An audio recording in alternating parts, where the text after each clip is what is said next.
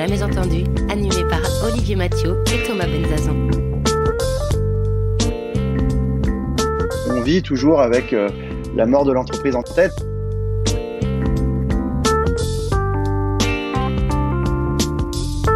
L'avantage d'être autodidacte, c'est que moi, je suis très fortement rattaché à la valeur de pragmatisme.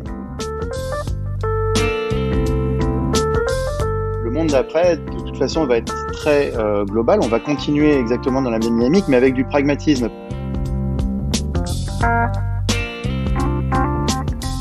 C'est probablement mon meilleur podcast.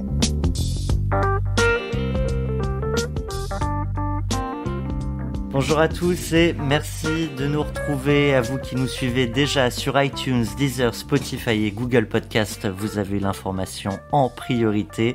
Le podcast de Pascal Gauthier, CEO de Ledger, est démarré tout de suite avec Olivier Mathieu. Salut Olivier. Bonjour les amis, bonjour à tous, bonjour Pascal, Thomas. Je rappelle que tu es le fondateur du collectif Les OVNIs et de Feuille Blanche. Et moi que tu es président de The Camp, vice-président de France Digital, entrepreneur et investisseur. Il est temps maintenant de rappeler qui sont tous nos partenaires qui font de ce podcast une belle réalité et un bel écho pour la voix des entrepreneurs du Next 40, à savoir nos partenaires médias que sont Madines et La Tribune, ou encore nos partenaires écosystèmes que sont la French Tech et France Digital. On n'oublie bien évidemment pas notre partenaire technique avec ce studio virtuel, Saoti. Je te remercie du remerciement à nos partenaires qui sont fidèles depuis le début de ce catalogue, de cette collection d'émissions 40 nuances de Next. J'en profite pour rappeler aussi qu'est-ce que c'est que le Next 40, parce que tout le monde n'est pas au courant en dehors de notre écosystème. Donc le Next 40, c'est ce palmarès des 40 plus grosses startups ou scale-up françaises qui sont peut-être promises à devenir le prochain CAC 40.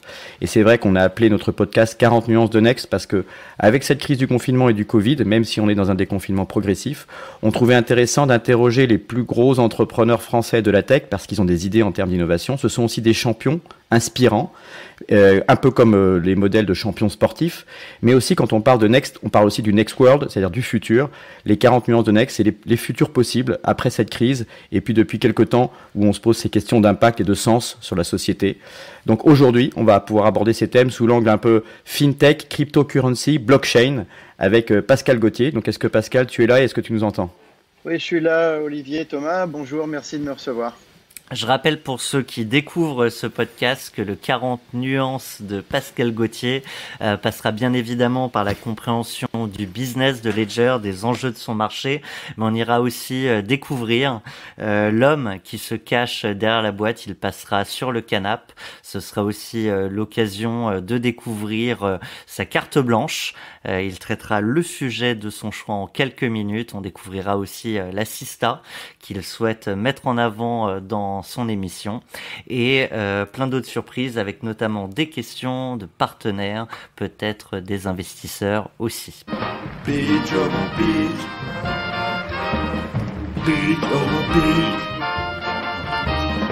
La séquence pitch, Pascal, c'est simple, hein, en tant qu'entrepreneur, investisseur, business angel, on reviendra sur ton parcours un peu plus tard dans l'émission, mais juste là aujourd'hui, en se concentrant au début de l'émission sur Ledger en particulier, tu connais l'exercice du pitch parce que tu as souvent eu des entrepreneurs en face de toi et tu as aussi levé des fonds, donc tu as eu des investisseurs en face de toi, donc tu connais les deux côtés. Le pitch before and after, c'est aussi quelque chose qui nous intéresse parce que ça permet de montrer l'évolution d'une société, mais également la maturité du pitch en tant que tel. Comment est-ce que tu racontais Ledger ou comment est-ce qu'on te l'a raconté? Car je rappellerai que tu as été investisseur dans Ledger avant de devenir opérationnel. Donc comment est-ce qu'on t'a raconté Ledger peut-être tout au début et comment aujourd'hui tu le racontes en quelques secondes? C'est une super question. D'ailleurs, félicitations pour vos jingles parce qu'ils sont vraiment incroyables. Mais c'est une super question. Écoute, sans langue de bois, c'est à peu près la même chose. Et c'est ça qui m'a bien plu chez Ledger.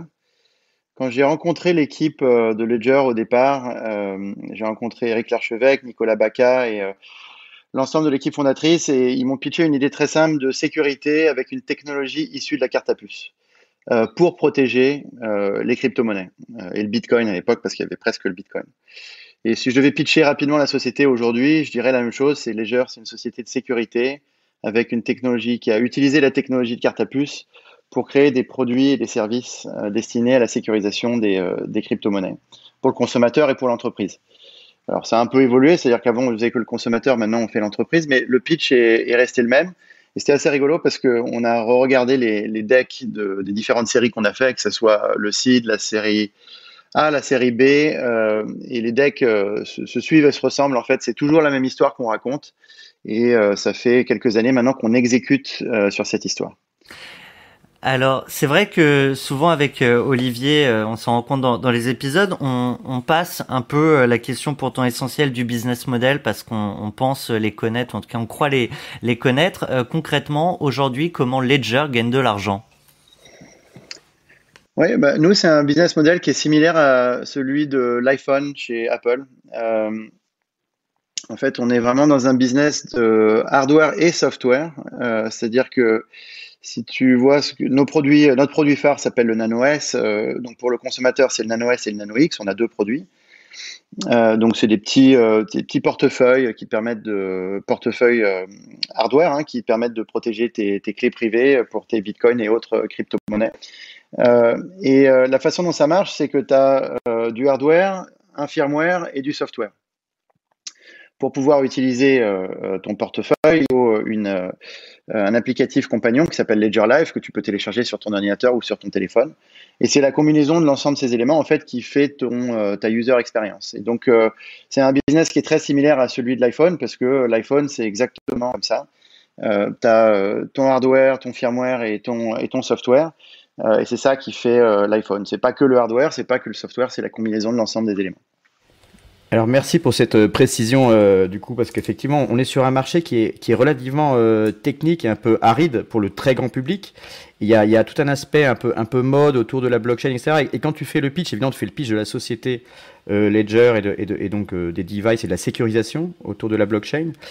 Moi je me rappelle, parce que je précise en termes de full disclosure, on se connaît assez bien avec Pascal et depuis longtemps puisqu'on est un peu de la même génération des pionniers du digital et on reparlera un peu de toi, mais tu as été aussi dans le e-commerce, chez Quelcou et aussi chez Criteo et tu as dirigé ces entreprises-là. Et parfois on se croisait dans l'avion entre Paris et San Francisco, parce que tu avais aussi des activités d'investisseurs à San Francisco, et moi avec ma casquette Rakuten, j'y allais souvent. Et je me rappelle un vol, je sais pas si tu te le rappelleras, mais où je t'avais posé pas mal de questions sur Ledger, et en arrivant et en rentrant chez moi, je me suis acheté le Nano, donc tu m'avais convaincu. Mais bon, évidemment, s'il fallait un vol Paris-San Francisco pour convaincre chaque client, ce serait un peu compliqué. Ce que je voulais dire, c'est qu'en gros, effectivement, le marché est relativement complexe. Comment est-ce qu'aujourd'hui... elevator pitch, pardon. Ouais. Mais du coup, c'est un peu long, ça fait 11 heures, mais en fait, la réalité, c'est que Pascal est un super expert, donc il est capable de vulgariser maintenant ces questions-là. Et aujourd'hui, si tu paries sur Ledger, c'est que tu paries globalement derrière sur la blockchain. Est-ce que ça a du sens aujourd'hui de réexpliquer ce qu'est la blockchain pour justifier Ledger? Est-ce que tu as besoin de faire ça ou pas? Non, pas vraiment. Et puis, tu sais, cette question, c'est comme si tu dis pour expliquer Internet, est-ce que ça vaut le coup de réexpliquer TCP/IP, quoi. Je pense que pour le consommateur, à la fin, le protocole, la technologie doit complètement s'effacer devant la user experience et le produit. En gros, soit la user experience et le produit est simple à comprendre, à utiliser, et du coup, ça marche. Mais le consommateur doit absolument pas se soucier de finalement la technologie sous-jacente et alors surtout pas des protocoles.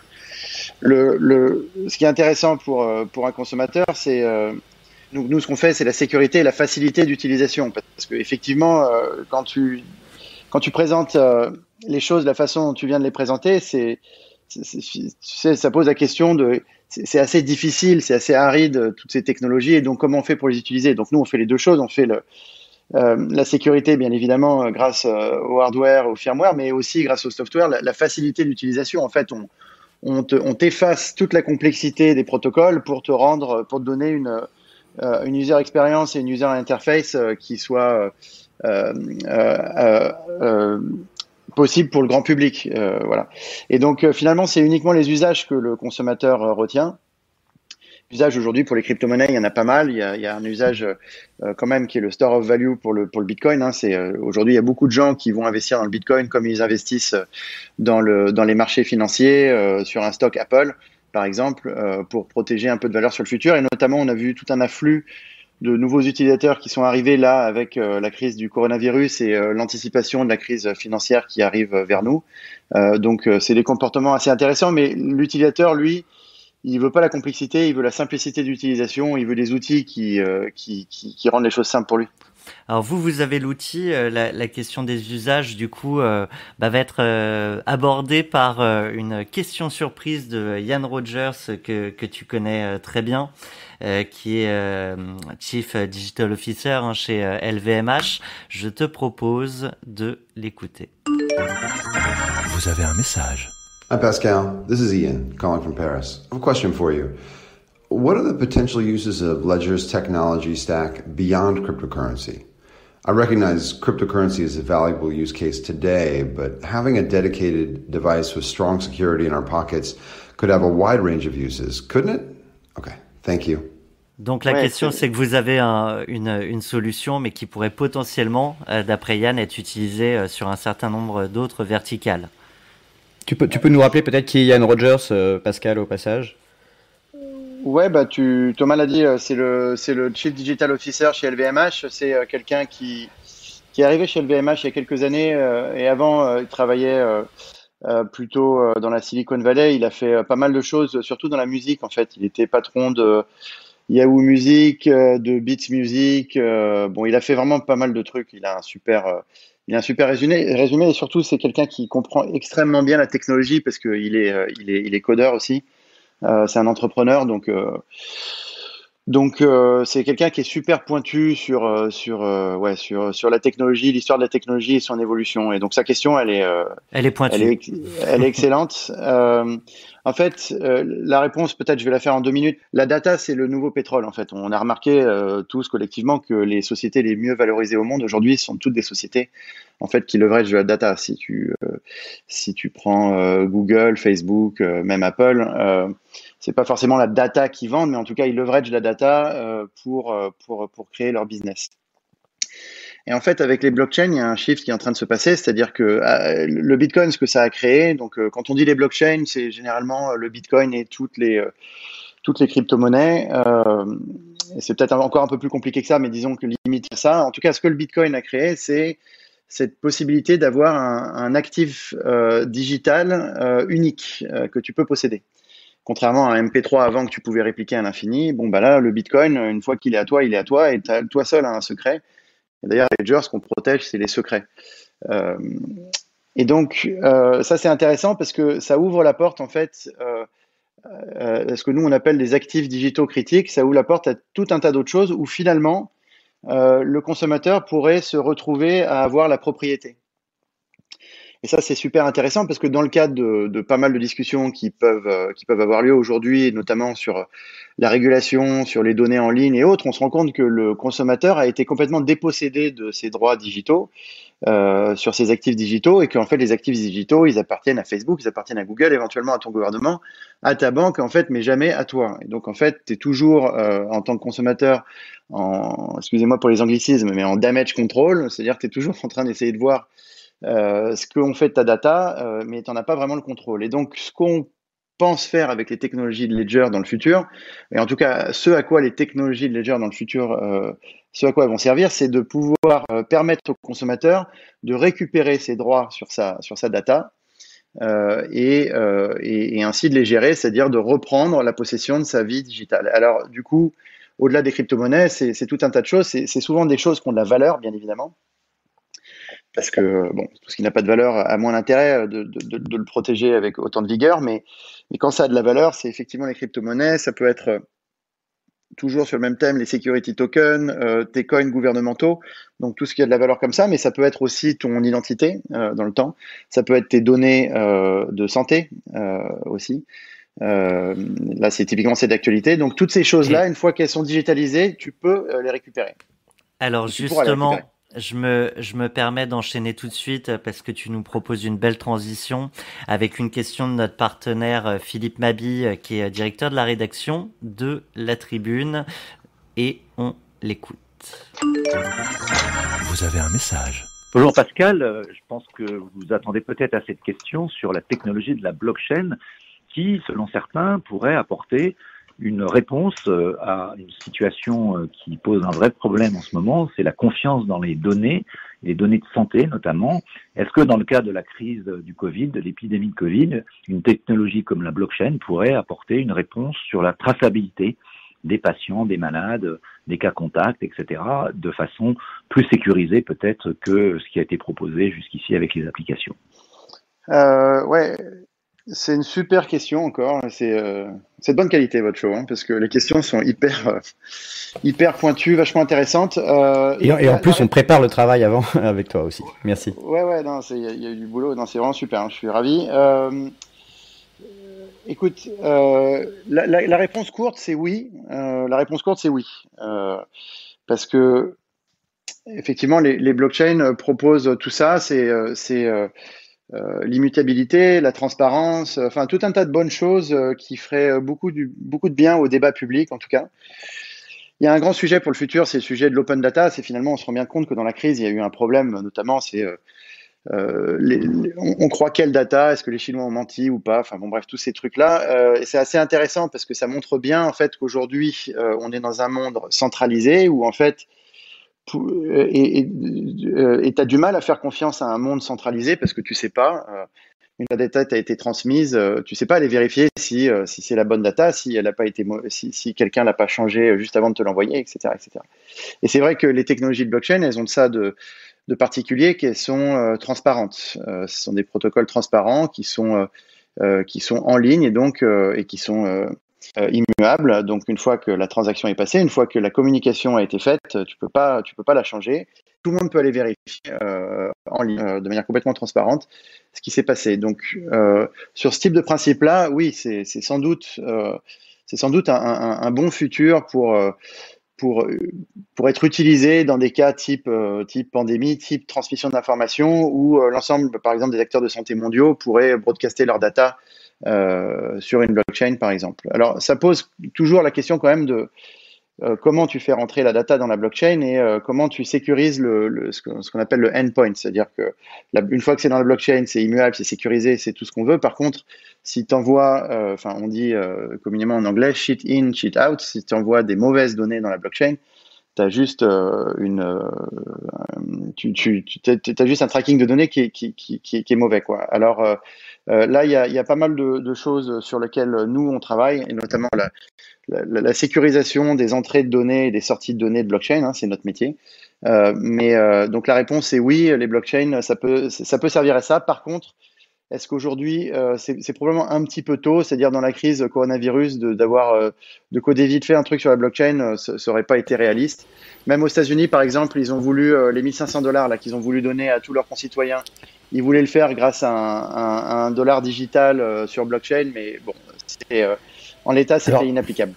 Du coup, merci pour toutes ces précisions et on ressent l'expert derrière le businessman, l'expert techno. Mais je crois pas que tu aies une formation technique, mais on sent que tu es vraiment passionné par le sujet. Et alors du coup, comme on a à travers la question de Ian Rogers et ensuite à travers la question de Philippe Mabille, on a parlé des usages éventuellement de Ledger et puis après de la question des data. Ça nous permet de rentrer dans notre nouvelle rubrique ou la prochaine rubrique qui est sur le confinement en tant que tel et qui a posé des questions, comme tu viens de le dire avec la crise du coronavirus, des questions spécifiques aussi sur la data, la privacy, etc. Alors, jingle. Je sais que je vous demande de rester chez vous.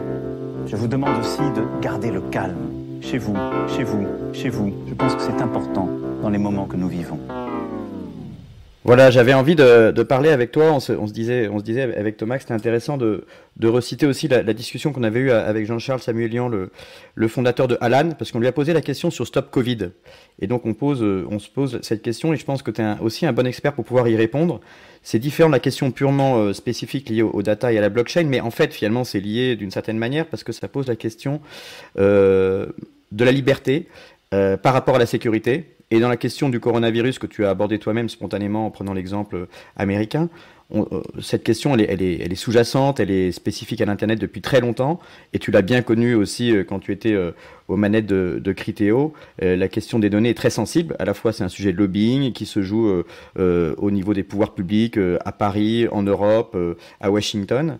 Et en même temps, c'est aussi une question qui va au plus intime des consommateurs, des citoyens, etc. Et donc, confronté au coronavirus, on a une question qui est de vie ou de mort, donc de santé, de propagation d'un virus, et en même temps, tout le monde s'insurge contre Stop Covid, et on sent que le gouvernement a un peu du mal avec cette application. Est-ce que tu peux réagir là-dessus? Est-ce que tu as une approche en plus spécifique avec la blockchain autour de cette question de sécurisation? Désolé si ma question était un peu longue. Non, pas de problème. Et encore une fois, félicitations pour vos jingles. Celui-là a encore été exceptionnel. On a fait tourner le président spécifiquement pour cette intervention. On peut remercier Ferdinand, qui est notre ingénieur du son et musicien en même temps, au passage. Ouais, c'est cool. Bravo Ferdinand. Écoute, très rapidement sur sur Stop Covid. Je pense que c'est. Je sais pas si c'est un sujet très intéressant au fond, parce que déjà, ça sortira. Là, j'ai regardé le planning de sortie de Stop Covid. Enfin, déjà, il va y avoir un vote au Parlement le 27. Je pense que malheureusement, le temps de l'administration n'est pas le temps de la pandémie. Et donc, et en plus, j'espère que le jour où cette application sortira, elle sera devenue inutile, parce que j'espère que si elle sort en juin, qu'on aura des datas qui montrent qu'on est en train de sortir de l'épidémie et que cette application est moins utile. Et d'ailleurs, ça pose la question de la technologie. On a l'impression que ça va tellement vite que finalement, c'est parce que tu décides un truc le lundi, le vendredi, c'est en ligne. On se rend bien compte que la technologie, en fait, c'est un peu plus compliqué que ça. Il faut d'abord la coder, et puis ensuite, quand tu touches effectivement des sujets ultra réglés, ultra sensibles, comme la data personnelle des gens, en plus du temps de code, il faut probablement un temps de régulation et un temps de réflexion pour que la société l'accepte. Donc la première réponse sur Stop Covid, c'est celle-là, c'est une réponse de pragmatisme, j'ai envie de dire. Ensuite, sur le sujet en lui-même, je pense que de toute façon, il y a des vraies questions qui se posent, dans le sens où les consommateurs donnent leurs data gratuitement à Facebook, à Google, et puis bien pire que ce que va leur demander l'application Stop Covid, dans le sens où c'est vraiment de la data personnelle, c'est vraiment du tracking à la seconde, on sait où tu as été, ce que tu as fait, et ça, c'est le consommateur, d'ailleurs, la plupart du temps n'est pas vraiment au courant, mais il suffit d'ouvrir son téléphone et de regarder dans ses settings pour voir qu'on donne vraiment, vraiment beaucoup d'informations à des sociétés qui sont pas vraiment régulées en France, quoi. Donc du coup, je trouve que toute l'émotion autour de Stop Covid est un peu factice d'une certaine manière. C'est vraiment un débat à la française. On débat pour débattre, parce que le débat, ça fait longtemps qu'il a été réglé. Mais en plus de ça, je pense que si on est vraiment en période de guerre, à ce moment-là, de toute façon, en période de guerre, il y a des trucs bien plus graves que d'être obligé d'installer une application anonyme sur son téléphone dans le but de te protéger, de protéger la population contre un virus. Donc je pense que tout ça, c'est vraiment un faux débat. Mais à la fin, par contre, la question que ça pose véritablement et l'enjeu, je crois, c'est l'éducation des enfants. Parce que on se rend compte que dans ces débats, en fait, les gens sont très peu éduqués, ils ne savent vraiment pas comment ça se passe. Et donc, il y a toujours un peu une terreur de ce Big Brother, ou une terreur de technologie. Moi, je me rappelle quand j'étais à l'école, on m'a appris science sans conscience n'est que ruine de l'âme. Alors donc ça, c'est le truc que tous les écoliers français répètent, ce qui est quand même une phrase assez terrible, parce que ça veut dire que de principe, on se méfie de la technologie. Pourquoi science sans conscience n'est que ruine de l'âme? Pourquoi tout de suite la technologie servirait au mal, et donc il faudrait toujours faire attention? Il y a un problème d'éducation. Je pense qu'il faudrait commencer à apprendre de la même manière que tu apprends à écrire et à compter à l'école, il faudrait apprendre à coder. Parce que, en fait, tout ça, c'est une question d'éducation. Et dans le futur, ton toit digital sera probablement aussi important, probablement qu'il l'est déjà, probablement aussi important que ton toit physique. Et donc, savoir te gérer civiquement et dans la rue, et savoir te gérer civiquement et sur Internet avec les outils du futur, ça va être très important. Et je pense qu'il y a un gros gap qui est en train de se créer. Et quand je vois les débats, certains ou ce que certains députés peuvent raconter à l'Assemblée nationale, je pense qu'il ferait bien de passer sur les bancs de l'école pour apprendre un peu ce que c'est la technologie. On voit bien aussi, quand je prends ma casquette France Digital, dont je suis vice-président, pour être tout à fait transparent, on voit très bien qu'on a ce problème d'éducation auprès des députés et probablement aussi au niveau des écoles. Mais quand on parle de cette question de privacy, donc de données privées et d'intimité, toi tu es spécialiste, nous on évolue dans le digital, donc on a une certaine facilité à comprendre ces concepts. Malgré tout, même si tu dis qu'en France on débat pour débattre, il doit certainement y avoir des limites. Par exemple, le rapport à la privacy est pas le même en Chine, en France et aux États-Unis. Et donc, est-ce qu'il y a une limite que toi tu fixes en tant que chef d'entreprise qui est justement un peu spécialisé dans ces domaines à travers la technologie de la blockchain? Quelle doit être la limite selon toi justement entre d'une certaine manière sécurité et liberté au niveau des datas?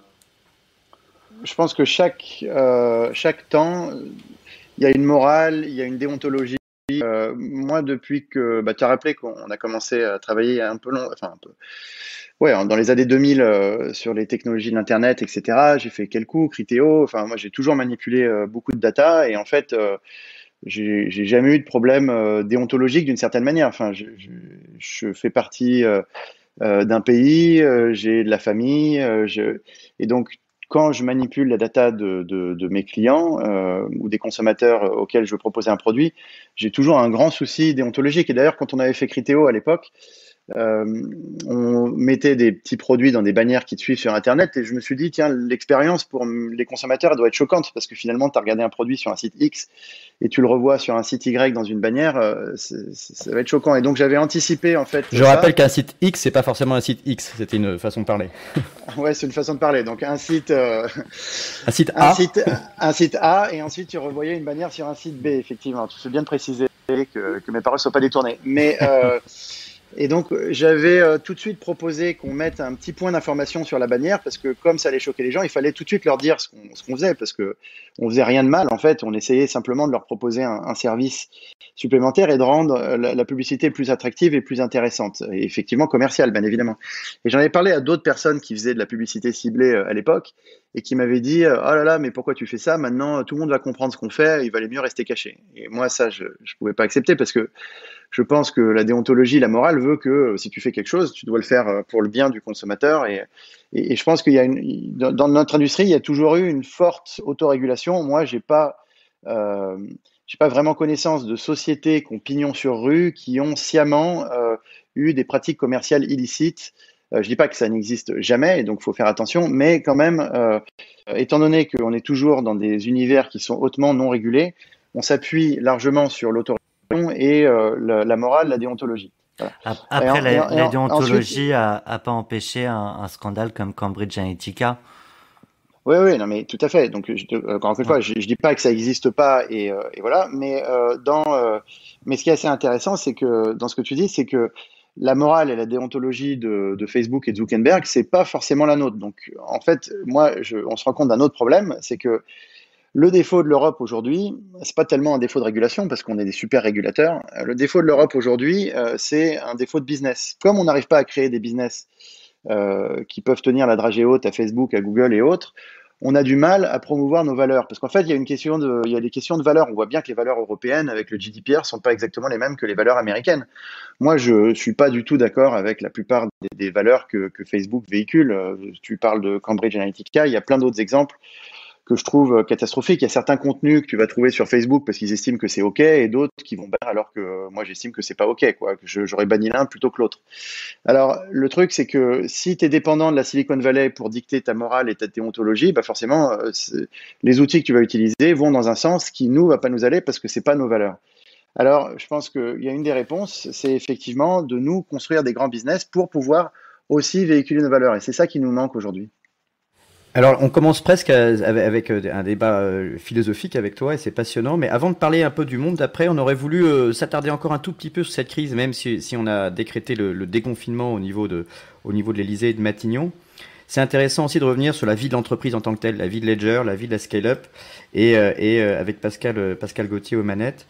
Je serais juste curieux, si tu veux bien, avant de parler de la manière dont Ledger a géré et vécu cette crise, Olivier. C'est vrai que Pascal, on parle souvent dans les crises de valeur refuge, l'or comme valeur refuge. Je serais curieux de savoir si aujourd'hui la valeur refuge a changé. Je pense que vous êtes assez bien placé pour le voir. Et puis de la même manière, on a vu pendant la crise que l'épargne des Français, notamment, mais c'est peut-être valable ailleurs, était plus importante. Est-ce que c'est quelque chose que vous avez observé sur vos sujets? Alors, encore une fois, la réponse courte, c'est oui, malgré le fait que c'est toujours difficile tu sais, parfois, il faut se donner le temps pour vraiment juger d'une évolution. Mais nous, là, chez Ledger, c'est qu'on a 98% de notre business qui est à l'international et on envoie des produits dans plus de 165 pays. Donc, on a vu vraiment des tendances mondiales sur ce sujet. La tendance mondiale, elle est la même à peu près partout. C'est-à-dire que les gens, en fait, pendant le confinement, se sont vraiment rués sur les crypto-monnaies. Et il y a plusieurs phénomènes qui sont en parallèle qui expliquent ça. Mais en tout cas, les gens se sont rués sur les crypto-monnaies et il y a eu un comportement d'investissement dans les crypto-monnaies pour l'instant qui ressemble, et d'ailleurs qui est en parallèle du comportement qui a été d'aller sur toutes les applications de bourse en ligne pour pouvoir acheter des stocks. Donc les gens ont essayé on a l'impression, en tout cas, les premières analyses qu'on a, c'est que les gens ont essayé de diversifier leur portefeuille de risque. Je crois plus de 100 000 nouveaux investisseurs en France, si je dis pas de bêtises. Tu vois, ouais. Donc j'avais pas ce chiffre, mais effectivement, ça recroise des choses qu'on a pu me dire par ailleurs. Et donc, ouais, on voit que les gens misent en fait sur les crypto-monnaies comme valeur refuge. Et d'ailleurs, bon, pour l'instant, les données leur donnent raison parce qu'il y a eu une décorrélation des marchés et des crypto-monnaies, ce qui n'était pas le cas au début. Hein. Les crypto-monnaies étaient parfaitement corrélées au marché. Donc, quand le SP500 décrochait, les crypto-monnaies décrochaient avec. Donc, il y a eu au début de la crise, en tout cas, il y a eu une déception de la communauté Bitcoin en se disant, bon, bah, finalement, on est complètement corrélé au marché. Donc, le Bitcoin comme valeur refuge, ça ne marche pas. Or, bon, dernièrement, on a vu qu'il y avait une décorrélation en faveur du Bitcoin. Donc, ça a l'air de commencer à marcher. Et bien sûr, il y a eu un grand événement dans le Bitcoin qui était le halving, là, qui vient de se passer il y a quelques jours, qui généralement est l'annonce d'un bull run. À chaque halving précédemment, il y a eu un grand bull run qui a suivi quelques mois après. Et donc, il y a beaucoup d'investisseurs. C'est quoi un bull run? Excuse-moi, je suis pas un expert. Ouais, non, pas de problème. Bull run c'est bull market, bear market. Bull market, c'est le taureau, c'est-à-dire que le marché va fortement à la hausse. Et le bear market, c'est l'ours, ça veut dire que le marché va fortement à la baisse. La communauté, enfin le Bitcoin vient de sortir à peu près de 2 ans de bear market, c'est-à-dire un marché globalement à la baisse.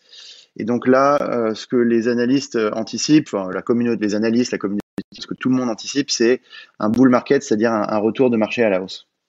Avant de parler du monde d'après, on échangeait avec Thomas parce qu'on a plein de questions sur le monde d'après du coup, et y compris éventuellement sur les évolutions de Ledger dans les jours, les semaines et les mois à venir. Je voulais quand même revenir un petit peu sur. Là, on a parlé de la situation du marché pendant cette crise. Donc c'est un point intéressant. Et après, en tant qu'entrepreneur, ça nous intéresse aussi de connaître ta relation avec tes investisseurs à toi, en tant qu'entrepreneur, et puis aussi avec tes salariés. Parce que finalement, tu as le marché, les clients, les investisseurs, les salariés, c'est la vie de l'entrepreneur sous toutes ces interrelations.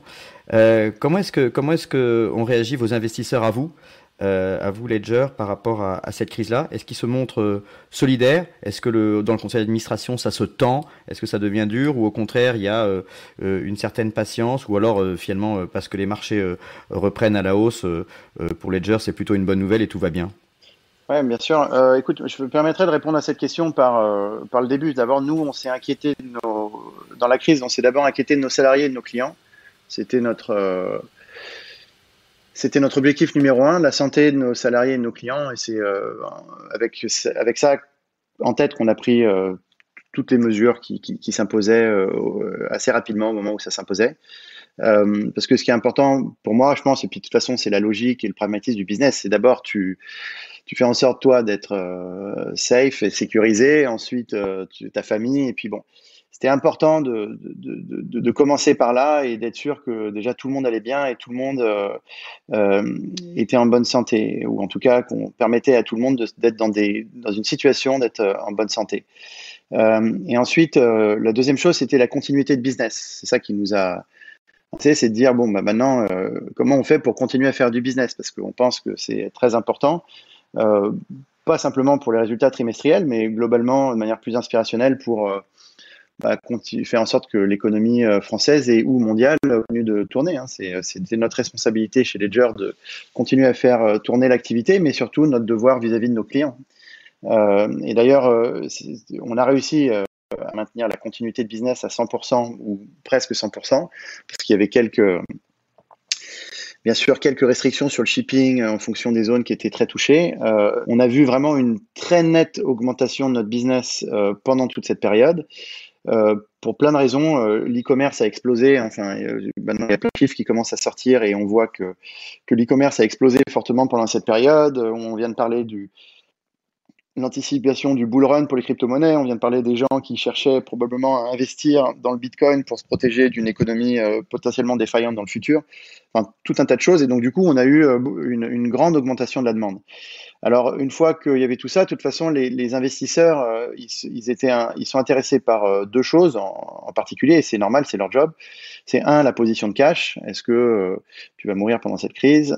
Et deux, comment va ton business? Et nous, le business allait très bien, donc on était un non-sujet pour eux d'une certaine manière, parce qu'il y avait éventuellement d'autres business qui allaient moins bien, et notre position de cash chez Ledger est très bonne.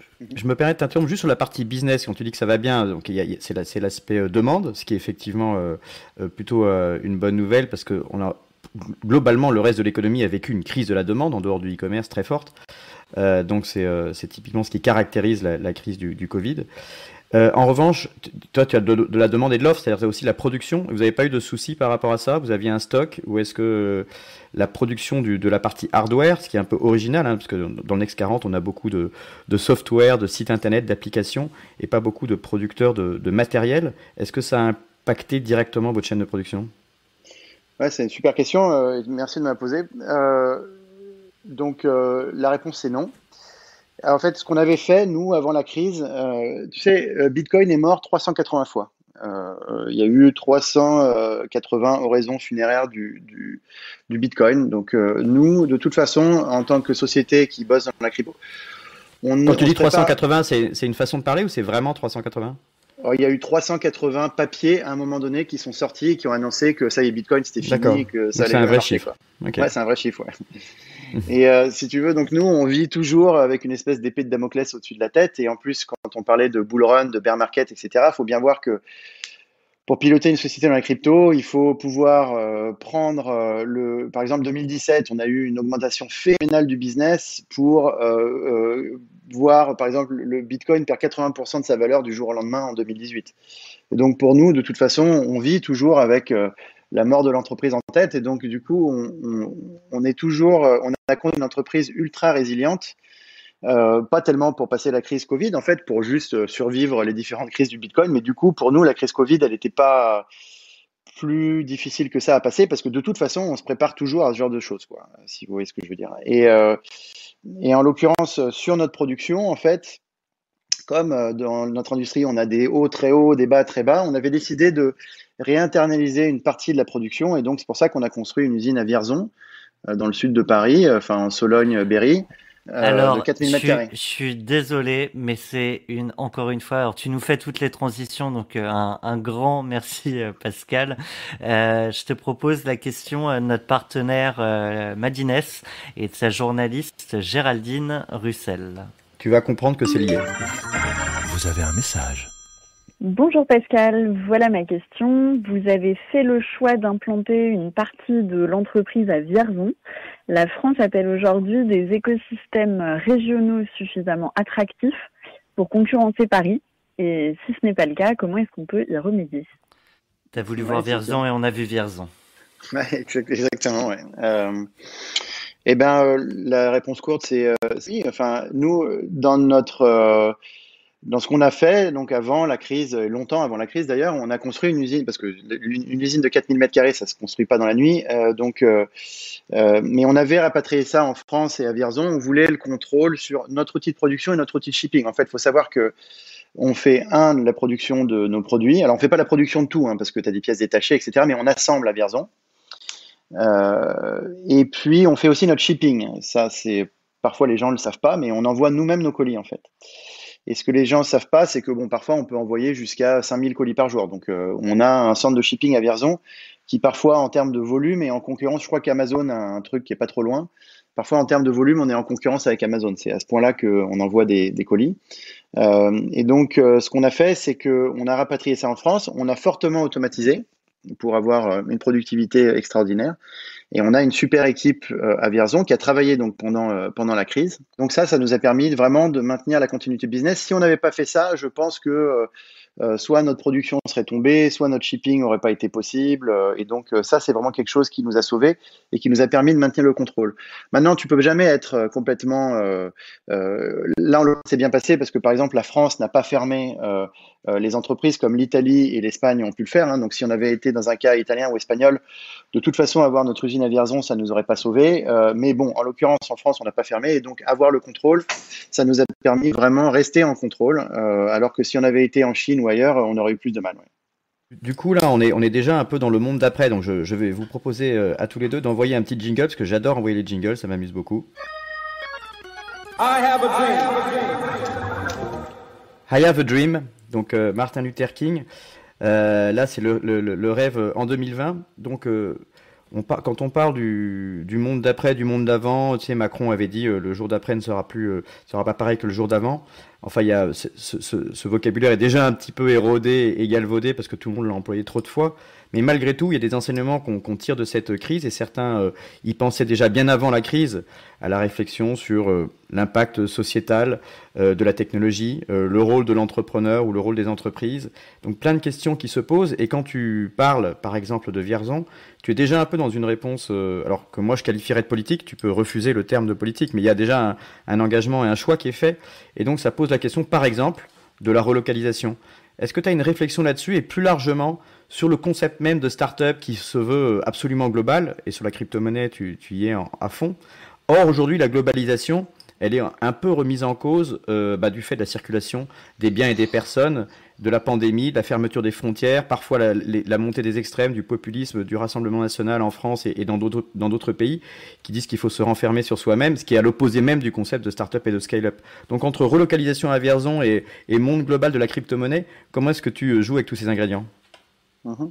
Déjà, moi, je réfute complètement politique, effectivement, parce que ça, c'est vrai, mais par contre, c'est pragmatique. Je pense que ce qu'il faut dans le business en règle générale, et puis je pense que nous, on a des valeurs chez Ledger, le pragmatisme, c'est notre première valeur. Parce que quand tu es sur un business mondial avec des hauts et des bas comme on a, à la fin, le seul truc qui peut te sauver, c'est vraiment le pragmatisme. Et quand on a décidé de mettre notre usine à Vierzon, c'était une décision pragmatique. C'était pas du tout politique, c'était pas du tout la main sur le cœur. On a fait beaucoup d'analyses de coûts. Enfin voilà, on a fait vraiment le travail de savoir les avantages et les inconvénients. Donc il n'y a pas que des avantages, mais c'est certain qu'il y a il n'y a pas non plus que des inconvénients. Donc, mais c'était une réflexion, une décision mûrie, pesée, sous-pesée, etc., etc. Et donc, je pense que le monde d'après sera exactement comme le monde d'avant. Enfin, je veux dire, faut pas c'est pas parce qu'il se passe des choses dans la vie qu'il y aura pas des évolutions. Le monde d'après évolue, en fait. Et là, ce qui vient de se passer avec cette crise sanitaire, ça va nous faire évoluer sur tout un tas de choses. Mais de la même manière, quand il y avait eu le tsunami, par exemple, en Indonésie, l'humanité a beaucoup évolué après ce tsunami, ce qui avait quand même tué 200 000 personnes d'un coup. Donc c'était, je sais pas si tout le monde s'en rappelle, mais enfin bon, c'était quand même un choc. Et pendant le confinement, j'ai beaucoup travaillé, mais j'ai quand même regardé 2-3 trucs. Et les trucs que j'ai regardés, c'est des documentaires qui m'ont bien plu.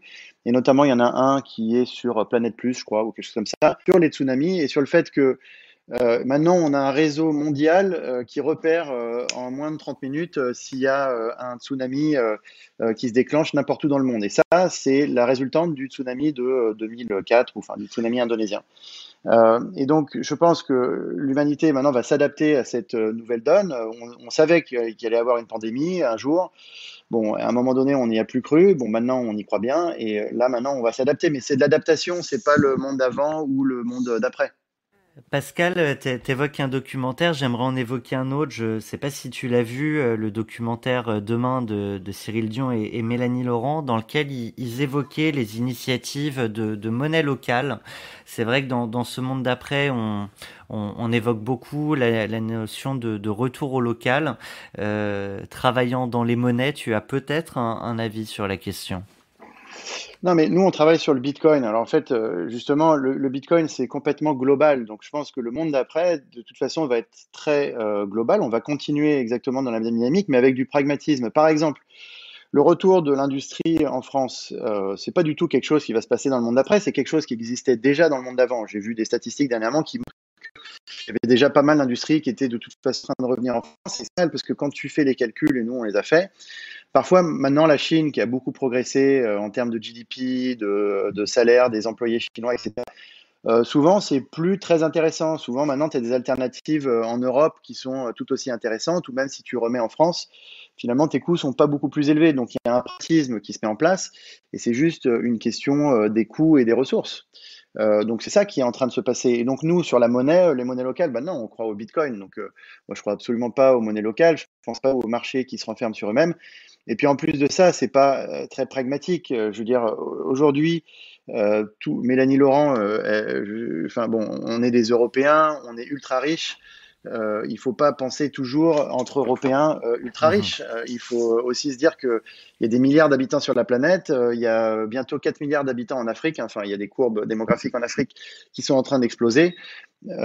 C'est beaucoup plus important que les 500 millions d'Européens qu'il y a aujourd'hui, et ça va pas beaucoup bouger dans les prochaines années. Donc, les enjeux démographiques sont complètement contre tout ce qui dit que le monde d'après sera très différent. En fait, on voit bien qu'il va falloir s'adapter. Quand on parle du monde d'après, on projette forcément une vision, et c'est vrai qu'on n'a pas parlé de la vision de Ledger. On a parlé évidemment de votre business et de vos modèles. Si on devait définir ce qu'est la vision et la mission de Ledger en quelques mots, ça donne quoi? Ouais, la vision de Ledger, on en parlait au début, c'est qu'il y a, nous, ce qu'on appelle les actifs digitaux critiques. Donc, ça a commencé avec le Bitcoin, mais c'est tout le reste dont on a pu parler juste avant, c'est en train d'être créé, en fait. C'est cette nouvelle classe d'actifs digitaux et qui va être basée sur des blockchains, et dont un des enjeux fondamentaux va être la sécurité. Et nous, notre mission, ça va être de les sécuriser et les rendre faciles d'utilisation. Donc c'est ça qu'on veut essayer de faire. Nous, aujourd'hui, on a effectivement une entrée sur le marché qui est sur les crypto-monnaies avec nos offres pour les particuliers et nos offres pour les entreprises. Notre vision, elle est beaucoup plus large que ça, et on s'attelle en fait à créer cette technologie du futur qui permet à l'utilisateur de récupérer ses données, de récupérer son argent et d'être en contrôle. Et ça, on pense que dans le futur, ça va être très intéressant, parce que justement, le monde va être assez global. Tu vas pouvoir circuler dès que le Covid est fini. On va se remettre à circuler. On veut circuler. On a envie de voyager. On a envie de voir le monde. On a envie de découvrir plein de choses. Et donc, le fait de pouvoir avoir toutes tes données avec toi, tes données critiques, ça va être très important. Encore une fois, si on réfléchit en tant qu'Européen, on se dit, mais attends, de quoi il parle? Si tu es un Syrien, par exemple, tu vois un peu plus de quoi je parle.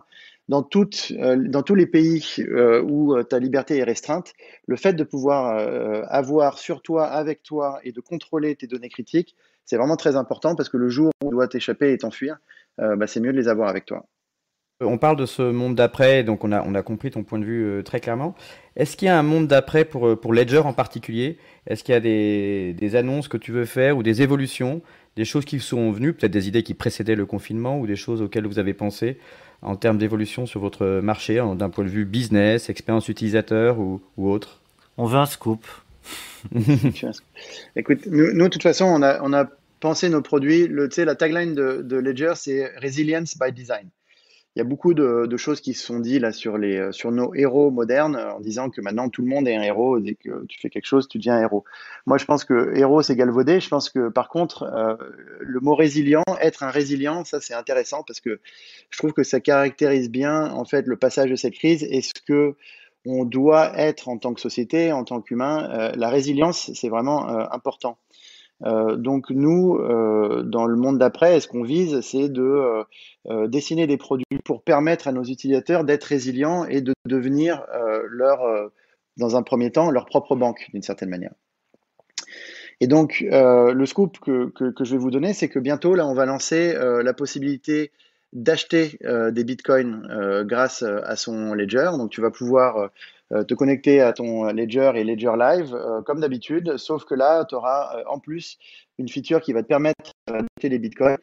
Et du coup, l'état de devenir votre banque, c'est-à-dire tu conserves tes fonds et en plus, tu peux en acheter plus si tu le souhaites, acheter et vendre d'ailleurs. On permettra de faire les deux choses. Donc, c'est le scoop que je peux vous donner. Et en tout cas, ça participe. Et ensuite, on va développer plein de choses qui vont toujours participer dans le même sens, c'est-à-dire devenir ta propre banque et être résilient.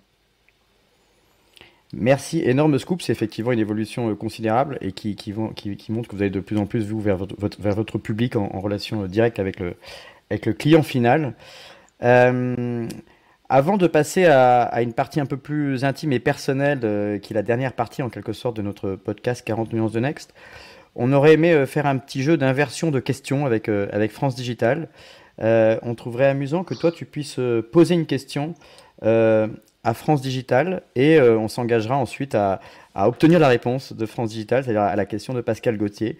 Donc eux-mêmes n'ont pas été prévenus de ça.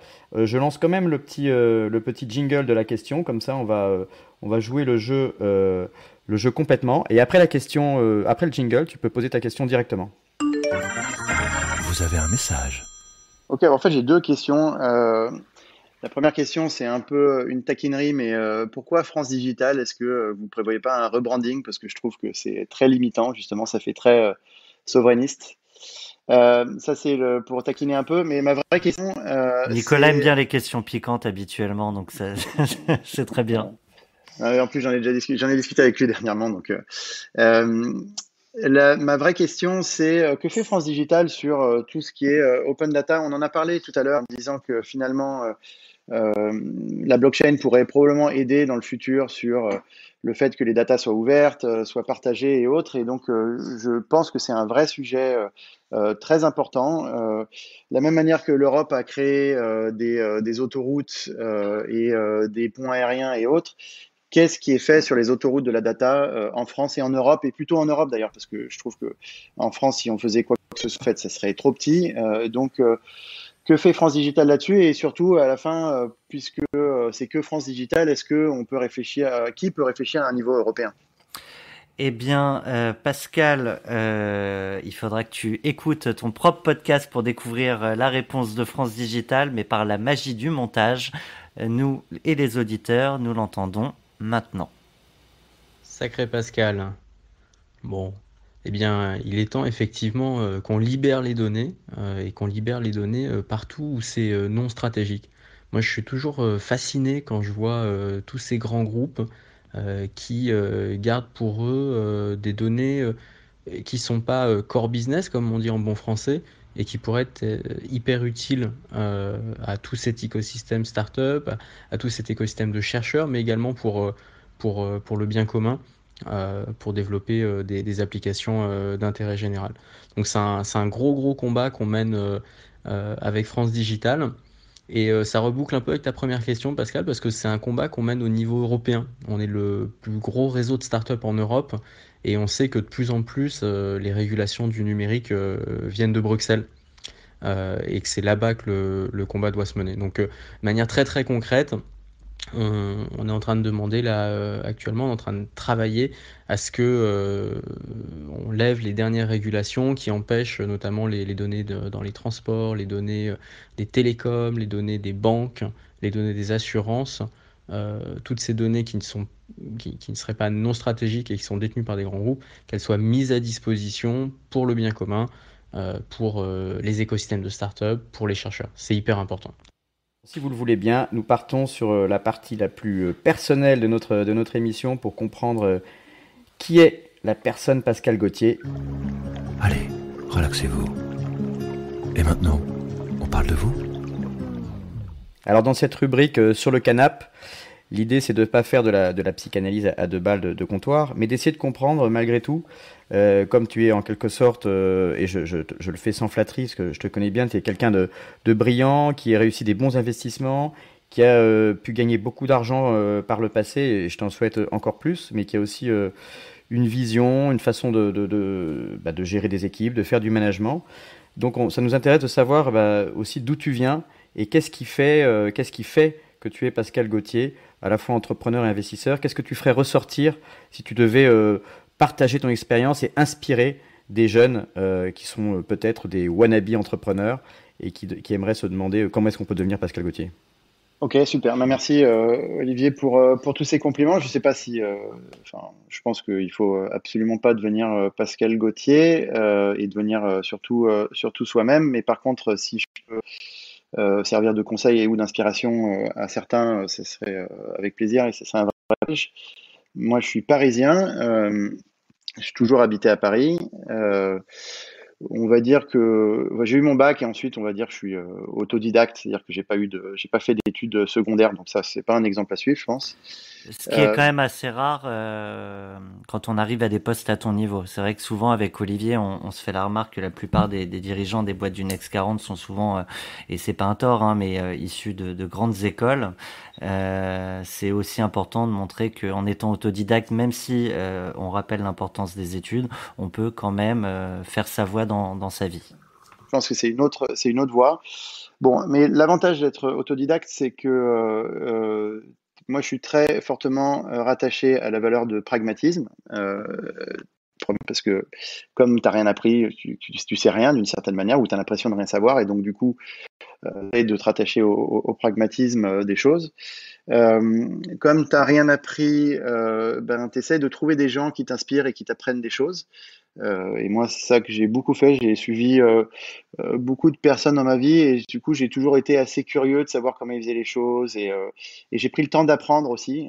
C'est-à-dire que moi, je n'étais pas entrepreneur. Enfin, je sais même pas. C'est un peu galvaudé le terme entrepreneur, mais surtout, j'essaye d'apprendre constamment et de m'inspirer de tout le monde pour pouvoir construire ensuite ma propre pensée.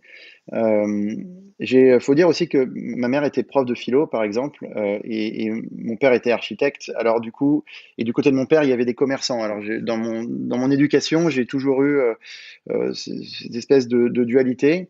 Et notamment, ma mère, qui était prof de philo, m'expliquait que la philosophie, c'était pas tellement le fait de penser des choses soi-même, c'était d'abord savoir ce que les autres pensaient pour ensuite pouvoir se faire sa propre pensée. Bon, je trouve que ça s'applique particulièrement bien dans le business, c'est-à-dire avant de savoir ce que toi tu veux faire, il faut essayer d'étudier ce que les autres ont fait avant. Et donc, du coup, avoir l'esprit libre, je pense que c'est important. Et moi, en tout cas, ça m'a aidé. Tu abordes un thème qu'on adore avec Olivier, qui est de comprendre ce que...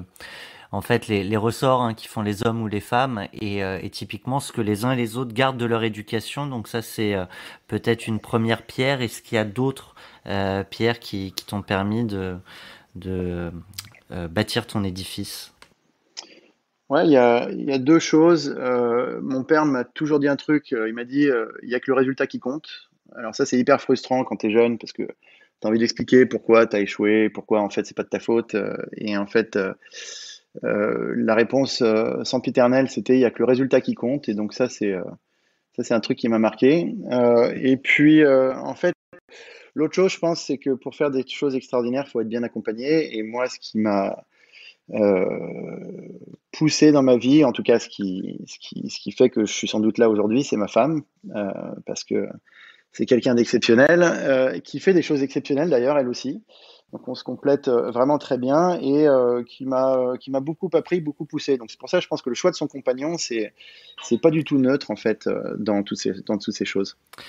Écoute, pour arriver là où tu es, il y a plein de questions, j'imagine, qui se sont posées dans ta vie.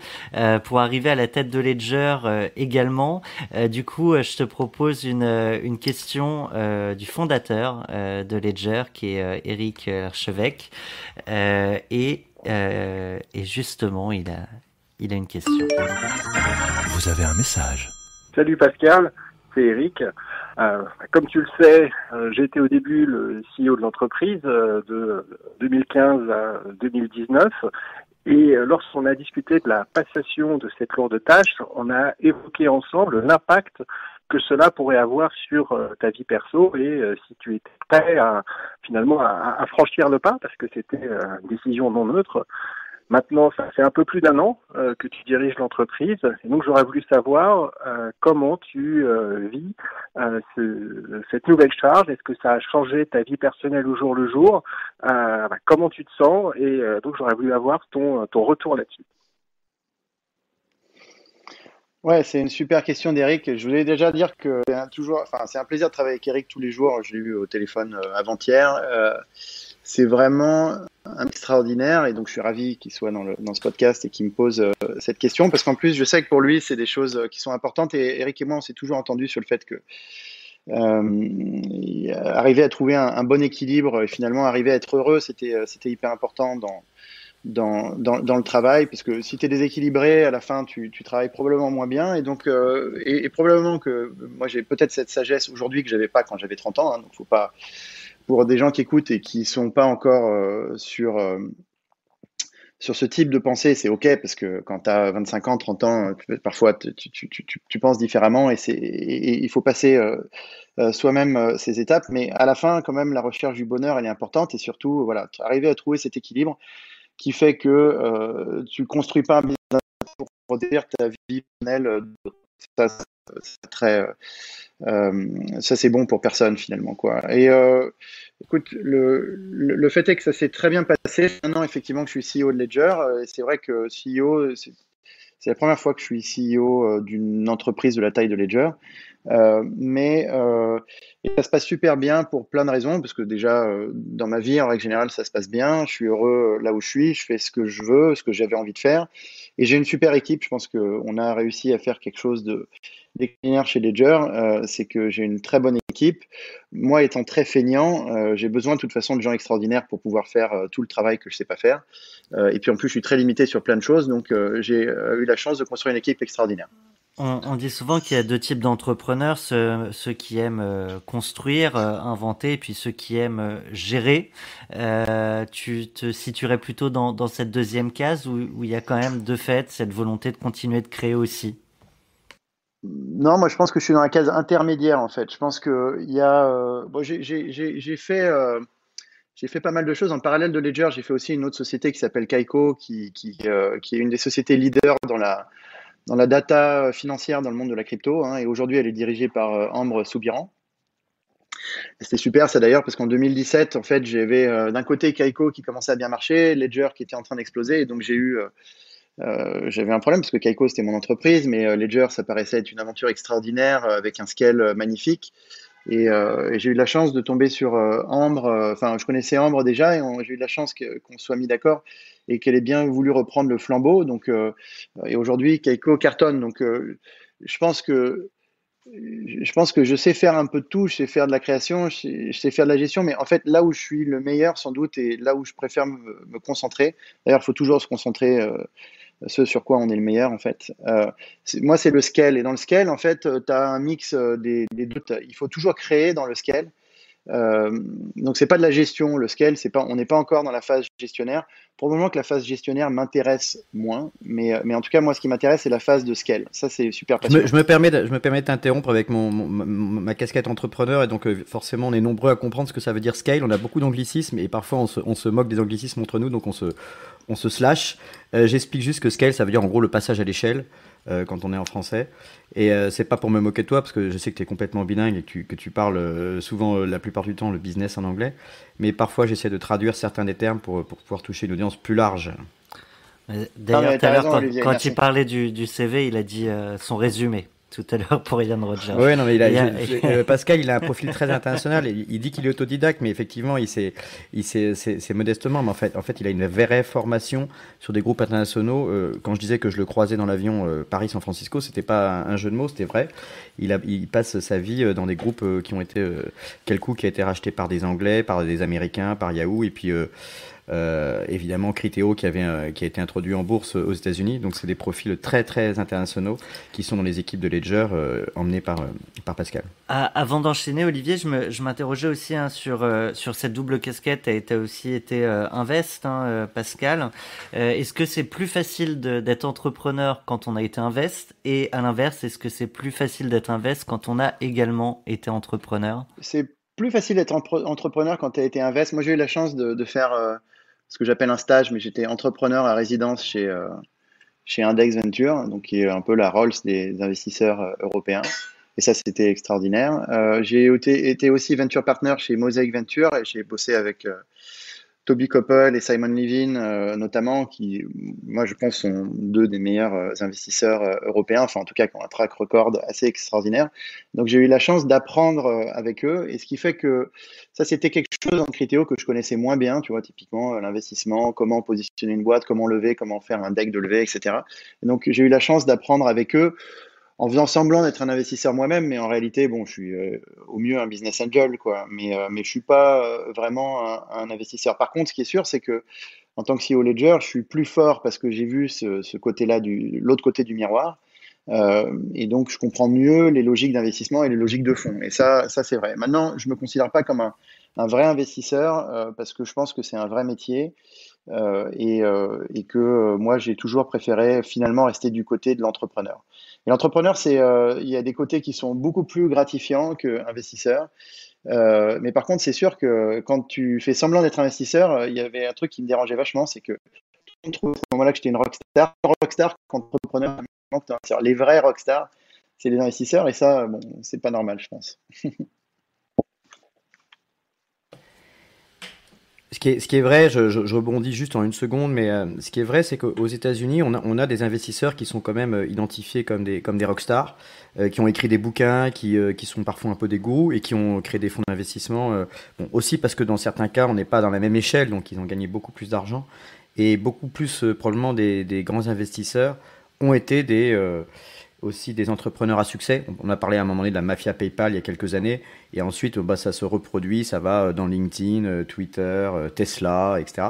Donc c'est finalement aussi des générations spontanées d'investisseurs entrepreneurs, entrepreneurs investisseurs. Et je trouve intéressant que tu aies ces deux casquettes-là.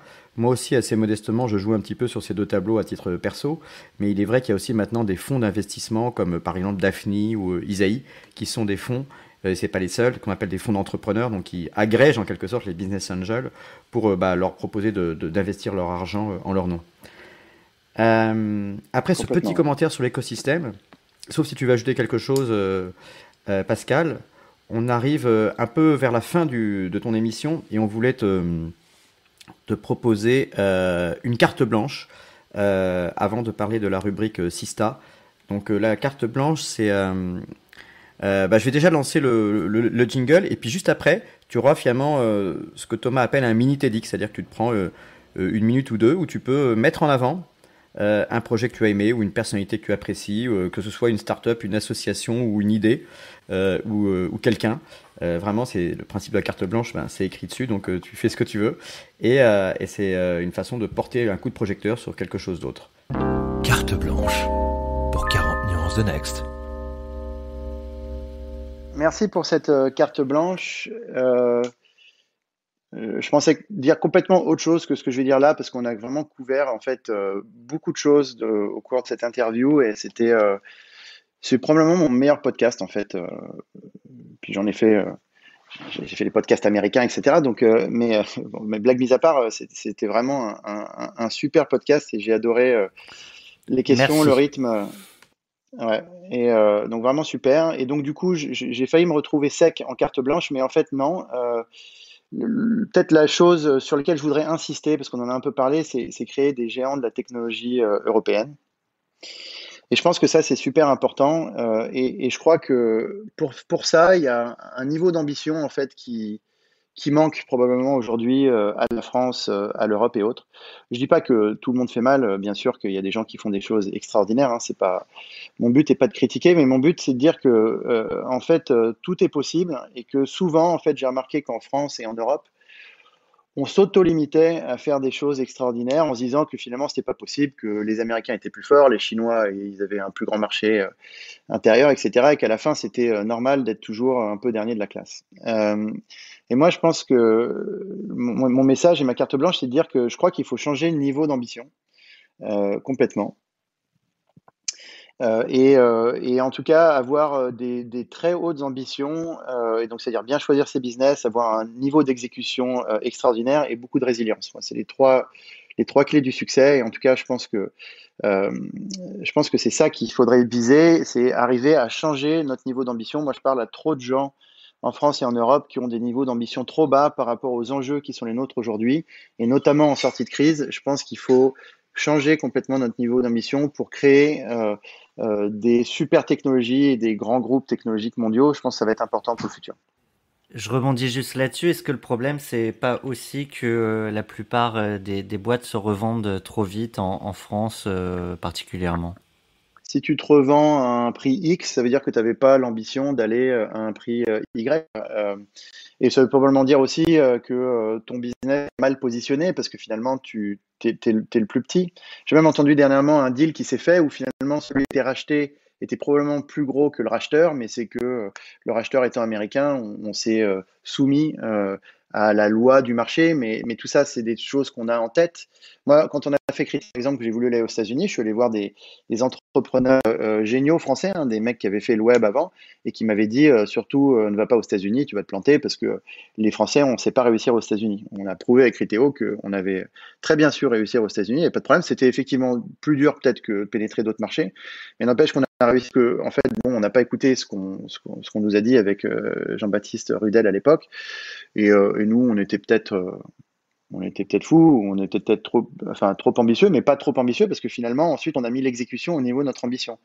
Mais l'ambition, c'est pas un sale mot. Il faut être ambitieux, il faut vouloir faire des choses extraordinaires et se rappeler. Et quand on pense que c'est trop ambitieux, il faut se rappeler l'histoire d'Alexandre le Grand. Et finalement, une fois que tu relis l'histoire d'Alexandre le Grand, tu te dis que finalement, tout ce qu'on fait, c'est pas si compliqué que ça et qu'on peut y aller, quoi. C'est important d'être ambitieux pour le business, mais aussi dans sa vie perso pour soi et ses proches. Exactement. Eh bien, écoute, c'était une super réflexion et je te remercie d'avoir souligné la qualité du podcast. C'est un nouveau métier qu'on apprend aussi et on pense que les gens ont un peu de temps pour écouter la radio ou cette nouvelle forme de radio délinéarisée qui est le podcast. Et c'est aussi un peu le temps long, on prend du temps pour discuter parce que c'est aussi une réflexion sur ce monde d'après qu'il faut installer un peu dans la durée et sans s'opposer aux capsules ou aux capsules de type BFM qu'on adore par ailleurs mais qui sont souvent très brèves et qui ne permettent pas de s'étendre. Avant de conclure avec toi, Pascal, on aimerait faire la rubrique Sista. Donc je vais lancer ce petit jingle à nouveau, puisque finalement je m'amuse beaucoup avec ma console.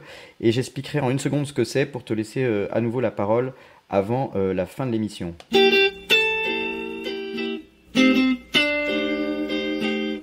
Voilà, la rubrique Sista, c'est un petit clin d'œil au collectif des entrepreneuses. Il s'agit de mettre en avant une femme dans l'écosystème de la tech, entrepreneur, investisseur, parce qu'on sait que globalement le gender balance n'est pas en faveur, donc la mixité n'est pas en faveur des femmes dans notre écosystème. Et c'est vrai que c'est important d'arriver à un monde également, si ce n'est plus féminin, à minima équilibré.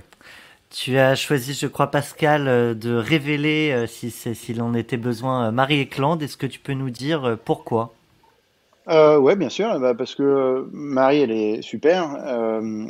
Justement parce qu'on vient de parler d'ambition. Moi, j'ai toujours trouvé que Marie, c'était quelqu'un qui avait énormément d'ambition, mais de l'ambition bien placée, encore une fois. C'est l'ambition de faire des choses extraordinaires, l'ambition de développer des écosystèmes et d'aller au-delà de ce qui se fait traditionnellement. Elle l'a montré de plein de manières différentes sur l'ensemble des choses qu'elle a pu faire depuis qu'elle était chez Elaya et puis Daphne et encore ce qu'elle essaye de faire là sur tous ces business extraordinaires qu'elle essaye de financer. Elle essaye d'être en avance de phase, elle essaye de financer ce que personne d'autre ne sait financer et ça c'est un comportement qui est très rare en fait et qui est à souligner en France. Parce qu'en France, on sait très bien financer ce qui marche, on a plus de financer ce qu'on ne connaît pas. Nous, par exemple, chez Ledger, sur le tour de série B, on a dû trouver un VC londonien pour nous financer parce qu'en France, personne ne voulait nous suivre. D'ailleurs, il y a plein de gens qui ne voulaient pas nous suivre dans plein de géographies du monde. Hein. Il y a pas que, je veux pas non plus jeter l'opprobre sur les VC français parce que c'est pas vrai. Et en plus, Cyril Bertrand d'Xange nous a suivis depuis le début. Donc, Corelia nous a suivis, Catel nous a suivis. Donc, il n'y a pas de problème avec l'écosystème français. Mais en fait, il faut noter quand même qu'il y a des business qui sont plus difficiles à financer que d'autres. Et Marie, elle a cette vision, elle a cette ambition. Et moi, j'adore parce que, en fait, je pense que c'est ça qu'il faut faire, ouais.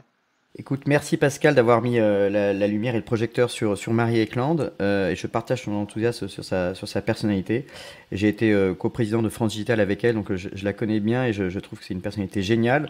Mais ce qui nous ferait encore plus plaisir, c'est que tu puisses lui poser une question, et on a notre associé Solène qui joue le rôle de l'envoyé spécial pour l'occasion et qui ira te représenter et aller lui poser la question qu'on insérera dans ton émission 40 nuances de Next. Ouais, je voudrais savoir le prochain secteur qu'elle voit, enfin sa prochaine ambition d'investissement ou l'équipe qu'elle est en train de suivre. Je serais assez intéressé de savoir ce que Marie est en train de faire en ce moment. Là, ça fait quelques mois que je lui ai pas parlé, je crois, et je sais qu'elle travaille toujours sur des sujets qui sont très à la pointe. Donc, je serais très curieux de savoir quelle est sa dernière passion, sa dernière folie. Ok, merci Pascal. On est arrivé au terme de ton podcast 40 nuances de Next. Moi, j'ai passé un moment à la fois inspirant et également très vulgarisant sur des sujets qui sont finalement tout à fait à la portée de chacun quand on entend quelqu'un comme toi qui sait les vulgariser et en parler comme d'un marché de masse, à savoir la blockchain, mais aussi ton regard en tant qu'investisseur, en tant qu'entrepreneur sur la société. Donc, on a passé un moment formidable et j'espère qu'il en est de même pour toi. Et on diffusera le podcast très largement avec nos partenaires Madines et La Tribune. Donc tu auras une audience forte et on s'en réjouit. Merci Olivier et Thomas, c'était un super moment pour moi. J'ai vraiment, je l'ai dit déjà dans le podcast, mais j'ai trouvé ça extraordinaire. Je trouve que justement le format long, ça permet d'aller aussi parfois au fond des sujets. Je trouve qu'effectivement, moi je suis souvent dans les médias et on me pose des questions très courtes, il faut que je réponde en 2 minutes, donc c'est difficile de s'exprimer. Là, on a le temps et c'est super agréable. Merci pour ça. Eh bien, merci à toi. Et tout de suite, t'assista, Marie Eklund, interrogée par Solène.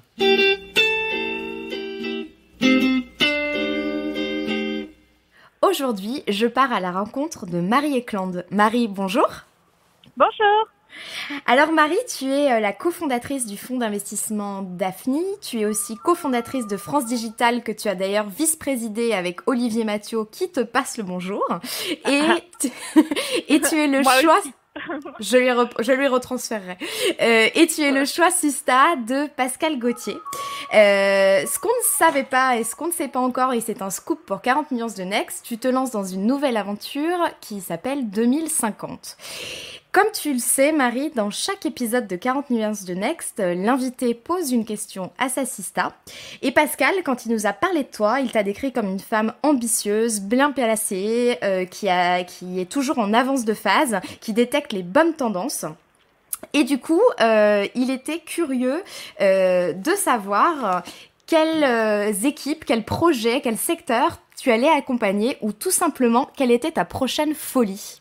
Bah écoute, ça me fait très plaisir que Pascal dise ça parce que lui aussi, il a toujours été en avance de phase. Il a compris un peu plus vite que tout le monde le potentiel de la blockchain et donc c'est super de savoir qu'il pense ça. Mais moi, en fait, j'ai toujours eu la question d'essayer de comprendre bien ce que je faisais et notamment comment on pouvait mieux faire ce métier.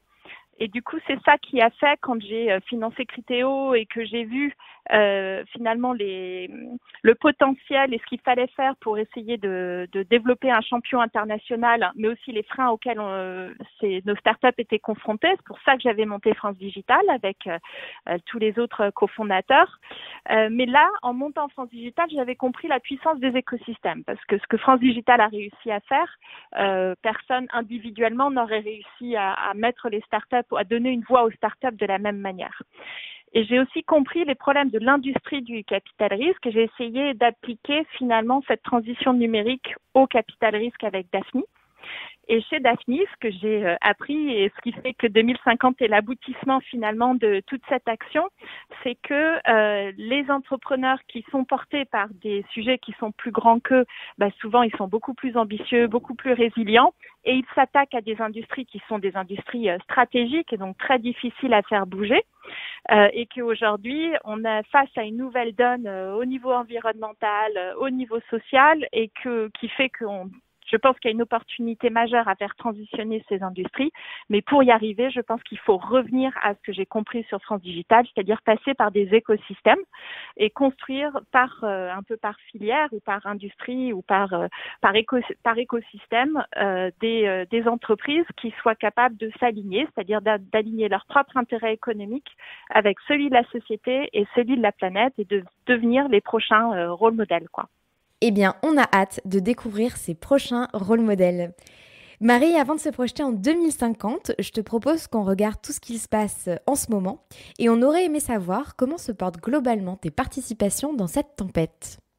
Alors, ce qui est assez incroyable avec, effectivement, comme tu dis, la tempête qu'on traverse, c'est de voir finalement à quel point les entrepreneurs ont su réagir de manière beaucoup plus à propos que plein d'autres personnes ou industries ou sociétés ou institutions que j'ai pu voir en action. Moi, j'ai eu la chance de faire partie du collectif Protège ton soignant qui s'est monté en moins de quelques jours, et qui en 2 mois a réussi à délivrer du matériel médical auprès de plus de 100 hôpitaux et tout. Et j'ai été fascinée de voir à quel point il y avait une agilité, il y avait une envie, il y avait une dynamique et une efficacité de l'action que j'ai pas vue en face dans les autres institutions beaucoup plus posées, historiques, processées qu'on avait en face de nous. Alors, c'est normal, mais malgré tout, ça montre bien à quel point on sait s'adapter, réagir, être lucide et régler des sujets et des problèmes qu'on voit. Et sur le portefeuille Daphne, j'ai vu exactement la même chose et ça fera plaisir à Pascal parce qu'il y a notamment 2 des entrepreneurs que je suis qui sont Jonathan Walsh et Franck Lewest, qui sont des anciens de Criteo. Et donc Jonathan, il a monté Zoé, qui est une société basée à Londres. Et eux, en 1 semaine à peine, ils ont monté une application mobile pour de suivi des symptômes du Covid, qui a été téléchargée par plus de 3 millions de personnes entre les UK et les US, et qui aujourd'hui constitue la première base de données aussi précise, si tu veux, sur l'évolution des symptômes partout dans le monde et qui a donné lieu à beaucoup de recherches scientifiques. Ils ont monté ça avec King's College, avec l'hôpital général du Massachusetts, etc. Donc, très impressionnant. Et l'IFEN, eux, ils ont eu cette même approche où ils ont équipé à la demande de leurs clients hôpitaux, très vite, toute la région du Grand Est, par exemple, d'applications de suivi de patients pour que les médecins de l'hôpital puissent suivre à domicile les patients et continuer à les suivre, à faire en sorte que s'ils voyaient une aggravation, ils puissent revenir à l'hôpital, etc.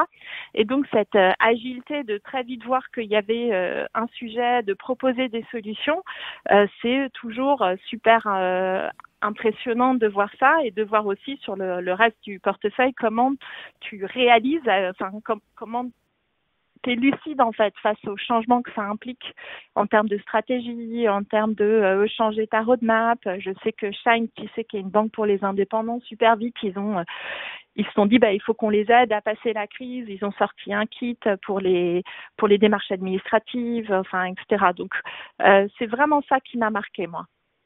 Alors Marie, tu parlais de prochains rôles modèles, tu vois passer beaucoup de projets ambitieux et d'entrepreneurs.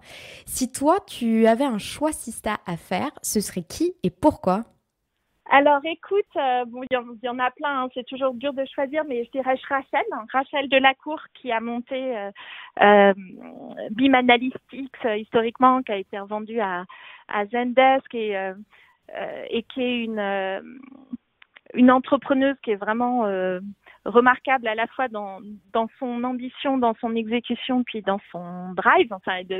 Elle a un côté toujours plus qui est incroyable et qui aujourd'hui maintenant veut s'attaquer à rien de moins de plus que décarboner l'atmosphère avec sa nouvelle Startup Suite. Donc je trouve qu'elle est très symbolique, tu vois, de tous ces entrepreneurs qui essayent de viser plus grand qu'eux et qui finalement ça leur donne un moteur, ça leur donne une envie, ça permet d'attirer les talents et en fait de réussir ainsi, quoi, en étant toi-même aligné par rapport à ce que tu veux faire. Eh bien, on va la suivre. Merci et hâte d'échanger plus longuement avec toi sur 2050. Merci Marie. 40 nuances de Next. comme vous ne l'avez jamais entendu, animé par Olivier Mathieu et Thomas Benzazon.